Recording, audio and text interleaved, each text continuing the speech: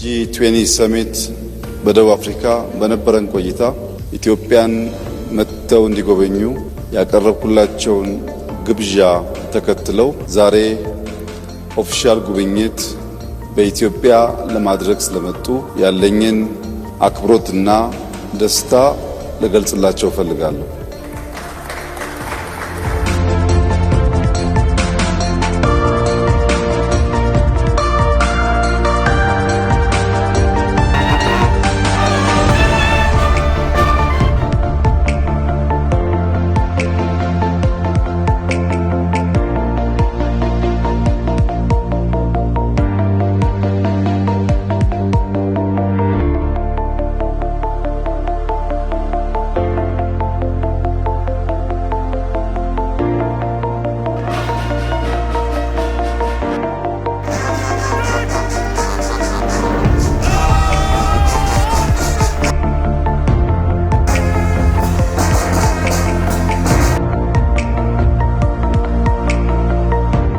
ፕሬዝዳንት እንዲሁም ከሳቸው ጋር የመጡ የዴሌጌሽን አባላት ወደዚች ጥንታዊት የሰው ልጅ መገኛ የኮፊ አረቢካ መገኛ በአፍሪካ ብቸኛው በቅኝ ግዛት ያልተገዛች ሀገር ከፍተኛ ክብር እና ኩራት ያላት የማደግ ተስፋ ያላት ከሁሉ በላይ ደግሞ የአፍሪካ የፖለቲካል ካፒታል ወደ ሆነችው አዲስ አበባ እንኳን በሰላም መጣችሁ። ቆይታችሁ ያማረ የሰመረ እንደሚሆን ተስፋዬ የላቀ ነው።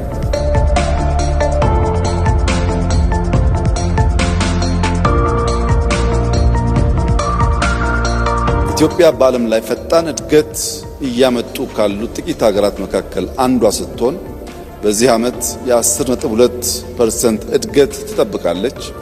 የዚህ እድገት ቀጣይነት መረጋገጥ የሚችለው ከ130 ሚሊዮን ሕዝብ በላይ ያላት ሀገር የሲ አክሰስ ተከልክላ በዓለም ላይ ካለው ልምምድና ትሬንድ ውጪ በጠላቶቻችን ደባ ለረጅም ጊዜ የጂኦግራፊ እስረኛ ሆና እንድትቆይ መደረጉ ትክክል አለመሆኑንና እንደ ቱርኪ ያሉ የኢትዮጵያ ወዳጆች በዲፕሎማቲክ መስኩ ጫና በመፍጠር በሰላማዊ መንገድ ኢትዮጵያ የሲ አክሰስ ማግኘት የምትችልበት ሁኔታ እንዲያግዙ በስፋት ተወያይተናል።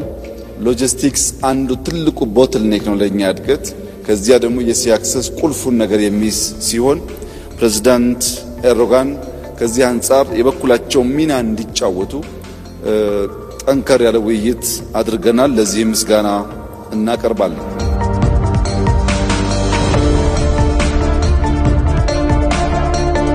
ለነበረን ቆይታ ላሎት ኮሚትመንት ኢትዮጵያ እንዲሁም እኔም ከፍተኛ ምስጋና ላቀርብ ፈልጋለሁ።